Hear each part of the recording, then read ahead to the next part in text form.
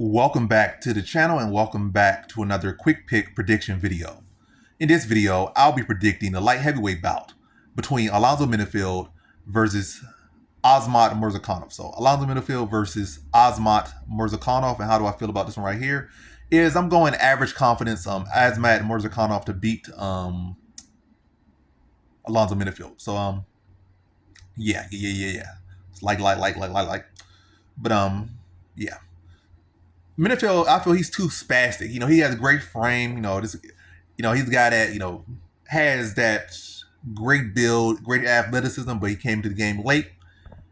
He's doing what he can with it, and he's still was making stellar improvements, or fast improvements, good improvements at this late entry into this sport, into MMA, into this combat or whatnot. But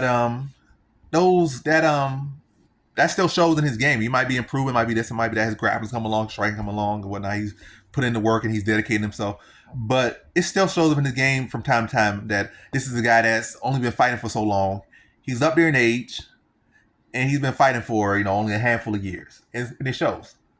And it probably never, really, as far as his fighting career, is probably never going to really come together completely. He still accomplished a lot for where he's at, and I still think he can accomplish a lot more. But it's still the fact that he did have these limited number of years to be an MMA fighter, or at this current juncture, at this current time period, he only has this limited years of experience.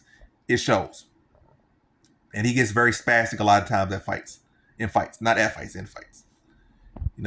last fight, he just ran out there, got sloppy, and got caught. He knew what his opponent was looking for, counter. He just went out there just swinging for the fences and got caught. Against OSP, he went out there swinging for the fences, got caught. So he has a tendency at times to get spastic. And even if he does win sometimes, he gets spastic. And sometimes it works for him. He's getting picked apart technically to say, well, I don't have nearly the skills this guy has, but I'm going to swing for the fences. I'm explosive, I'm athletic, I'm big, I hit hard. If I connect him, he's going to get hurt. And it works for him sometimes. But at the end of the day, that just points to the fact, yes, this guy is an athletic, phenom or whatnot, but he's still very much green, has only a little bit of years of experience, and it shows. And I think against Murzakanov, to me, is not a guy that really wows me or blows me out of the water. Like, oh my God, this guy's so impressive. Well, what it does show from him is that Murzakanov is a guy, he don't have so much amazing skills. His striking not amazing, his grappling not amazing, his build not amazing about him. He got good power. He has pretty solid technique. But what's most important for him, in my opinion, is that he has experience and he has composure, because he's been competing in different combat sports for a lot of years. Even though he's been competing a good number of years in MMA, his experience in combat has been decades of experience, like two, three decades of experience of competing in combat sports, and it shows in that composure. And I feel like that's gonna be the difference in this one. I feel like Menifield will come out trying to throw big shots, probably come out trying to be aggressive, trying to muscle him around. It might have decent success for a little bit of time, or for a short period of time, whether it be rounds or minutes. It might work for a little bit, and he might feel like, oh, I'm winning the fight.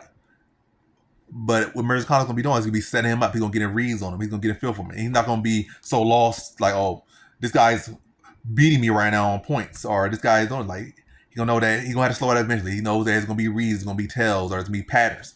And he's gonna read those patterns. He's gonna see those big, these big lunges, these big motions. He might be fast and explosive, but it's so much gaps in his striking and so much gaps in his technique. It's sloppy at times, gets spastic.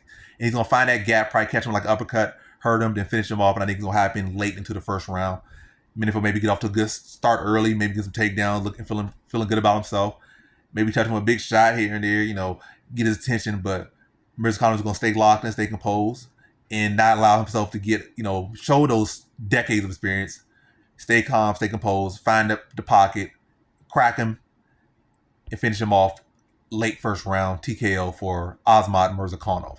So in this one, I have Azamat Murzakanov via first round TKO.